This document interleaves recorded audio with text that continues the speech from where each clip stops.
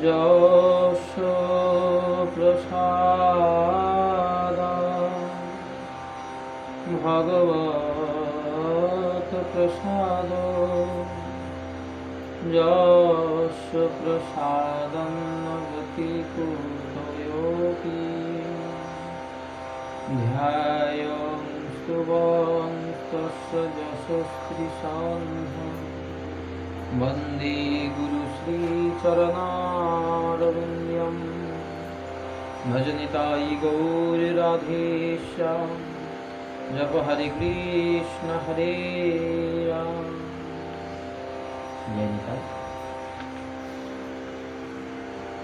গেটটা বন্ধ করে দিতে পারি।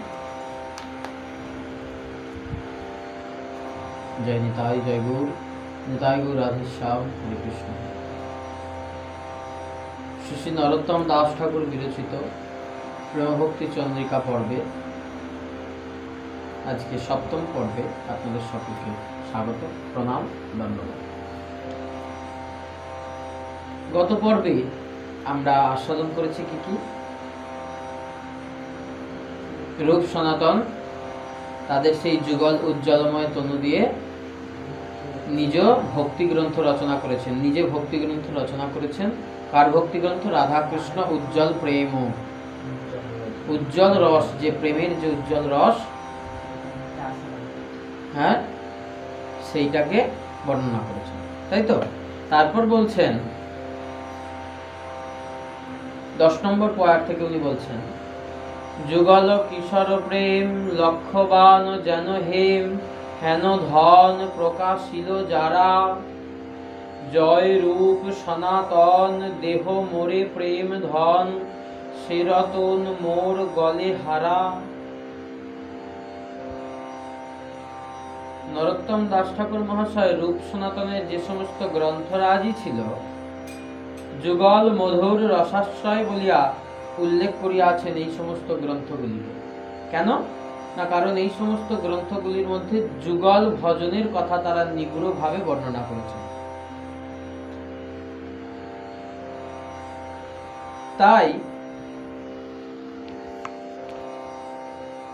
শ্রী শ্রী রাধাকৃষ্ণের সেই পরম উজ্জ্বল প্রেমের বিশুদ্ধতার বিচার করতে গিয়ে, বর্ণনা করতে গিয়ে তারা এই সুন্দর সুন্দর গ্রন্থগুলি প্রকাশ করেছেন, রূপ সনাতন। তাই বলছেন, যুগল কিশোর প্রেম লক্ষ্যবান যেন হেম। অর্থাৎ সোনাকে আগুনে যতই পোড়ানো হয়, সোনা কি কালো হয়? কি হয়? আরো বিশুদ্ধ হয়, খাঁটি হয়, তাই তো? তাই লক্ষ্যবার পোড়ানো সোনায় যেমন কোনো খাদ থাকে না, ঠিক তেমনি রাধা কৃষ্ণের পারস্পরিক প্রেমে আত্মসুখ বাসনার কোনো লেশ নাই। বলছেন এই জড় জাগতিক প্রেমের মধ্যে কি থাকে? আত্মসুখ থাকে। তোমাকে ভালোবেসে আমার ভালো লাগে, তাই তো? কিন্তু রাধা কৃষ্ণের মধ্যে যে প্রেম, সেই প্রেমের মধ্যে কোনো আত্মসুখ নাই, আমার নিজস্ব কোনো সুখ নাই। যা সুখ কি? সমস্ত কৃষ্ণকে দেবে। ওই যে আমরা হোলি লীলায় গাই না, তোমায় দুঃখ দিয়ে বধূ আমার আবার কিসের খেলা, গিয়েছিলাম না?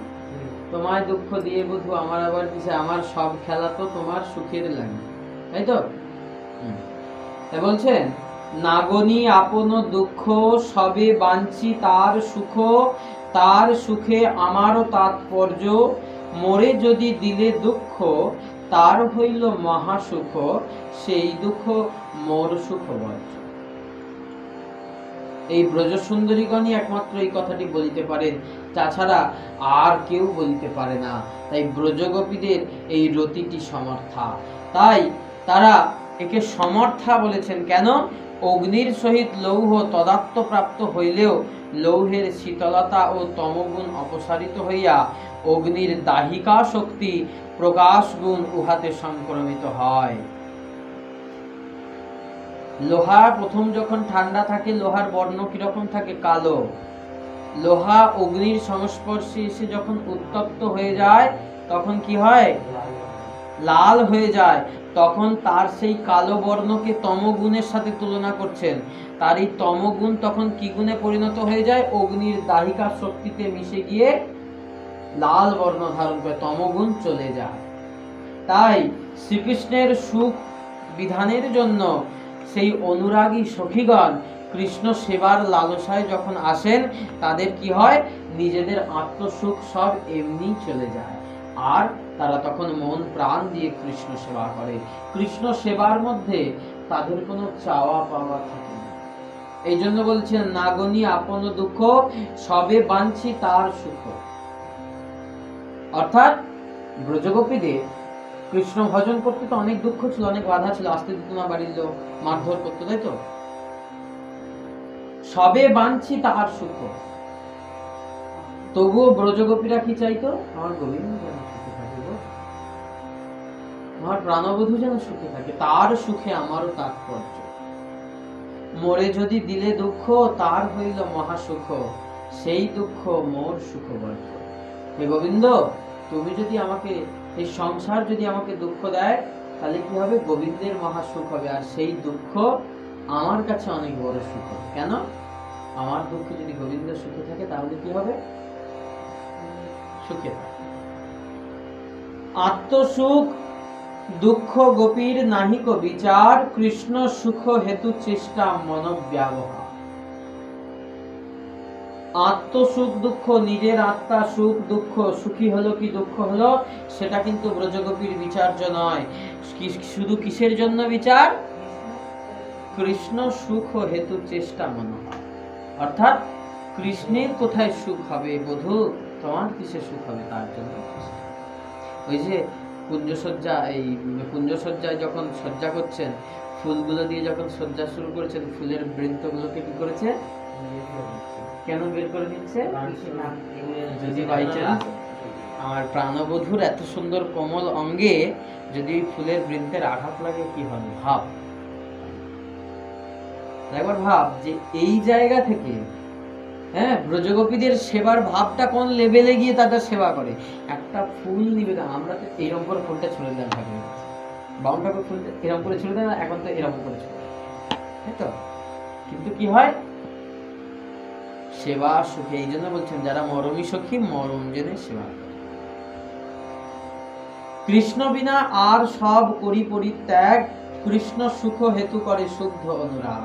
তাই তো বলেছেন, কান্ত সেবা সুখপুর, সঙ্গম হইতে সুমধুর, ইহা ব্রজগোপীগণেরই মরম বাণী। এটা ব্রজগোপীগণেরই মরম বাণী, কান্ত সেবা সুখপুর, সঙ্গম হইতে সুমধুর।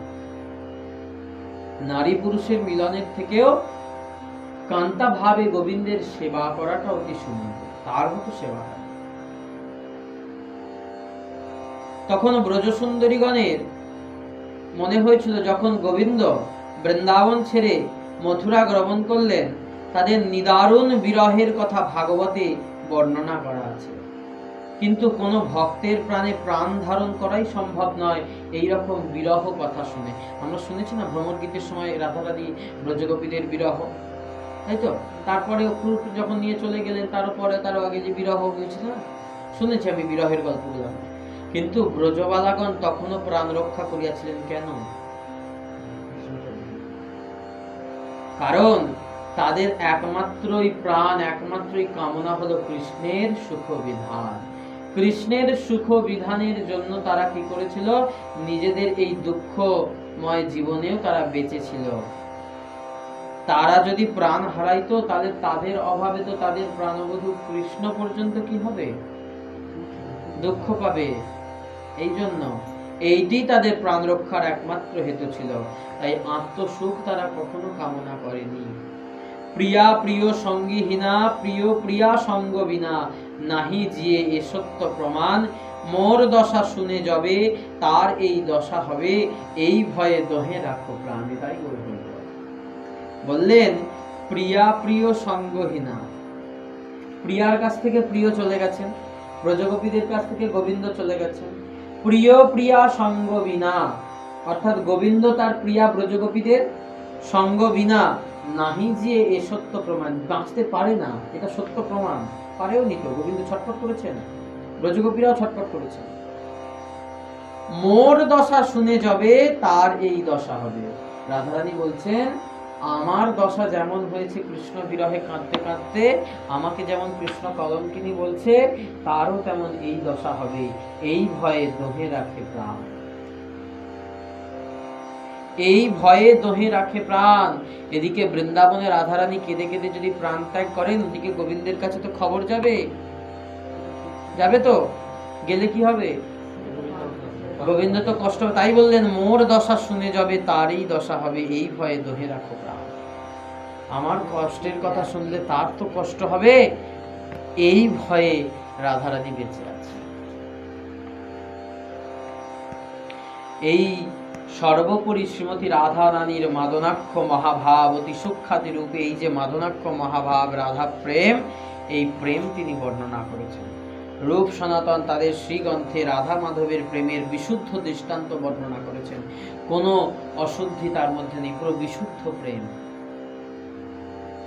শুদ্ধ কাকে বলে? শুদ্ধ কাকে বলে? বলছে শুদ্ধের মধ্যেও কিছু সমস্যা থাকতে পারে, কিন্তু বিশুদ্ধের মধ্যে কোনো সমস্যা থাকবে না।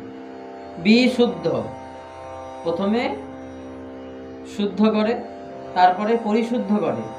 হ্যাঁ, শুদ্ধ পরিশুদ্ধ আবার শুদ্ধ, সেই পরিশুদ্ধকে আবার শুদ্ধ করলে হয় কি?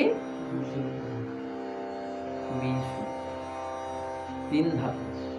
ব্রজগোপীদের প্রেমটা ছিল এই বিশুদ্ধ কৃষ্ণ প্রেম। কলিযুগের সাধকগণেরও উহা সহজবোধ্য সাধনার বিষয়বস্তু হয়েছে এই রাধা কৃষ্ণ প্রেম। তাই বললেন হেন প্রেম প্রকাশিল যারা। কারা প্রকাশ করলো? রূপ সনাতন, নাহলে কোথায় পেতাম? তাই বলছেন জয় রূপ ও সনাতন, দেহ মোরে প্রেম ধন, সে রতন মোর গলে হারা। যুগল কিশোরের প্রেম, এত সুন্দর প্রেম, সেই প্রেম ও রূপ সনাতন তোমরা আমাদেরকে দিয়েছো, আমাদেরকে বর্ণনা করেছো, আমাদেরকে দিয়েছো। রাধারানীর কিঙ্করীগণের সহিত যুগল প্রেমের যে বিশুদ্ধ পরকাষ্ঠা, কৃষ্ণের সঙ্গে গোপীগণের মিলনের যে অদম্য ইচ্ছা, সেই চেষ্টায় তারা কদাচিৎ কৃষ্ণের সঙ্গে মিলন হইয়া থাকে। সখীর স্বভাব এক অকথ্য কথন, কৃষ্ণ সহ নিজ লীলায় নাহি সখীর মন। কৃষ্ণ সহ রাধিকার লীলা যে করায়, নিজ কেলি হইতে তাহে কোটি সুখ পায়। ব্রজগোপীরা, ব্রজগোপীদের মধ্যে মধ্যমণি কে ছিলেন? শ্রীমতী রাধারানী, আমাদের রাধা ঠাকুরানী মধ্যমণি ছিলেন। ব্রজগোপীদের রমণী, মুকুটমণি, ব্রজগোপী শিরোমণি, তাই তো? সেই শিরোমণি, ব্রজের ব্রজগোপীদের শিরোমণি আমার রাধারানী, তিনি কি করতেন? গোবিন্দের সঙ্গে লীলা করতেন। তাহলে যখন ব্রজগোপীরা কৃষ্ণকে পেয়েছিলেন, ব্রজগোপীরা যখন কৃষ্ণের সঙ্গে লীলা করছিলেন, তাদের কিন্তু আনন্দ হচ্ছিল না। কেন আনন্দ হচ্ছিল না? কৃষ্ণ সহ নিজ লীলায় নাহি সখীর মন। আমি কৃষ্ণের সাথে লীলা করব, আমি কৃষ্ণের সাথে নৃত্য করব, এটাই তাদের মন নাই। মন কোথায়? কৃষ্ণ সহ রাধিকার লীলা যে করায়। আর রাধা কৃষ্ণ দোহে দোহে যুগল হয়ে দাঁড়াবে, আর সেই যুগল রূপ দর্শন করে আমরা আনন্দ পাবো। এই জন্য নরোত্তম দাস ঠাকুর কি বলেছেন? রাধা কৃষ্ণ প্রাণ যুগল কিশোর, জনমে মরণে গতি আর নাহি যুগল কিশোর। তাই তো? কালিন্দির কুলে কেলি তমালের বন, রতন বেদির উপরে বসাবো দুজন। কি বললেন? রত্ন বেদির উপরে। তারা কি চেয়েছিলেন নিজেরা বসবো গোবিন্দের সাথে? সুযোগ তো পেয়েছিলেন, কেন চাননি? বলছেন কৃষ্ণ সহ রাধিকার লীলা যে করায়, নিজকেলি হইতে তাহি কোটি সুখ পায়। আমার রাধা গোবিন্দ যুগল হেরে, তাই আজ বারবার সখীগণ সমস্ত লীলার শেষে বললেন যা কিছু হওয়ার হয়ে গেছে রাই, এবার দেখ দেখ দেখ শ্যামের বামে রাই নারাইল। আমরা যুগল গান করি না? দেখ দেখ সখী রাইয়ের বামে শ্যামে দাঁড়ালো, ওই একটুখানি শ্যামের বামে নবীনা কিশোরী, আমার আনন্দে নরীরণ আছে হিরি হিরি করি তো। এই হলো সেই রাধা কৃষ্ণের যুগল মাধুরী। সখীগণ রাধা কৃষ্ণের যুগল রূপ হেরে বেশি আনন্দ পায়। যদ্যপি সখীর কৃষ্ণ সঙ্গমে নাহি মন, তথাপি রাধিকা যত্নে করায় সঙ্গম। সখীগণের সাথে, এখানে সখীগণ মানে বুঝিতে হইবে ভক্তরা, কারণ আমরা প্রত্যেকেই সখী, কৃষ্ণের এক একজন সখী। তাই সখী কাদের বলে? সুখ বিধানের জন্য যারা সর্বদা তৎপর। আমরা সুখ দিতে তৎপর, তাই আমরা কি?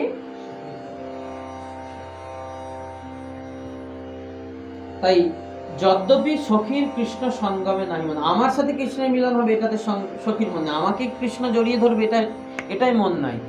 তথাপি রাধিকা যত্নে করায় সঙ্গম, কিন্তু তাদের ইচ্ছা রাধারানী বামে, রাধারানী কৃষ্ণের বামে গিয়ে দাঁড়াবে, কৃষ্ণ রাধারানীর স্কন্ধে হাত দিয়ে দাঁড়িয়ে থাকবে, এই যুগলের আমরা দেখব, আমাদের কাঁধে হাত দেবে। তাই নানা ছলে কৃষ্ণ প্রেরী সঙ্গম করায় আত্মকৃষ্ণ সঙ্গ হইতে কোটি সুখ পায়। তাই নানা ছলে ব্রজগোপীরা কি করেছে? বিভিন্ন ভাবে কিন্তু কৃষ্ণ আর রাধার মিলন ঘটিয়েছে, আর তারা সেই যুগল রূপ দর্শন করেছে। এই যুগল রূপ হচ্ছে অনন্য বিশুদ্ধ মাধনাক্ষ মহাভাবের স্বরূপ, সেই যুগল উজ্জ্বল রসের পরিপূরক পরিপুষ্ট।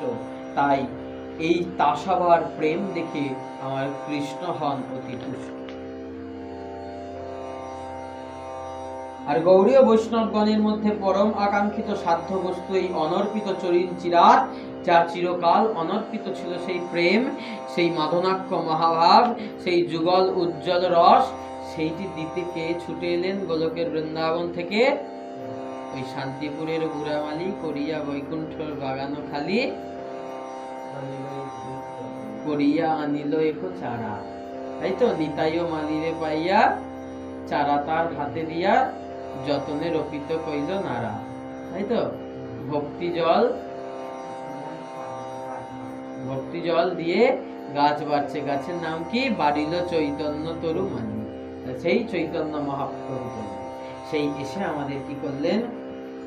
অনর্পিত, যা চিরকাল অর্পিত ছিল না, সেই অনর্পিত ধন কৃষ্ণ প্রেম আমাদেরকে অর্পণ করলেন। হে কলির জীব, আমি গতকাল বলেছি কি যে কলিযুগকে পরীক্ষিত মহারাজ ছেড়ে দিয়েছে কেন? যে কলিযুগে এই প্রেম ধন নাম প্রেম রূপী অস্ত্র যার থাকবে উদ্ধার। তাই জয়রূপ সনাতন দেহ মোরে প্রেম ধন, সেরতন মোর গলে হারা, হে কৃপাময় শ্রীরূপ সনাতন, তোমরা আমায় সেই মঞ্জরি ভাবনিষ্ঠ প্রেম প্রদান করো, গলায় হারের ন্যায় যেন সেই প্রেম রত্নের হার সতত আমার আত্মার শোভা বর্ধন করে, তাই তা যেন তোমরা আমাকে কৃপা করো। তদ্রূপ সংসার ক্লেশের নাশ, প্রেম রসের আস্বাদন ভোগ হইতে থাকে, আর সেই পঞ্চম পুরুষার্থ মহাপ্রেম ধন ভক্ত তার হৃদয় মন্দিরে যুগল রূপ দর্শন করতে করতে আস্বাদন করে, আর সেই যুগল রূপের রস আস্বাদন করতে করতে ভক্ত কৃষ্ণ প্রেমের ভাবে, কৃষ্ণ প্রেমের লীলায় আবিষ্ট চিত্তে মগ্ন হয়ে যায় এবং মহাসুখ পায়। এই হলো সেই রাধা কৃষ্ণের প্রেমের উজ্জ্বল পরকাশ। বুঝা গেল যে রূপ সনাতন আমাদের কি দিয়েছে?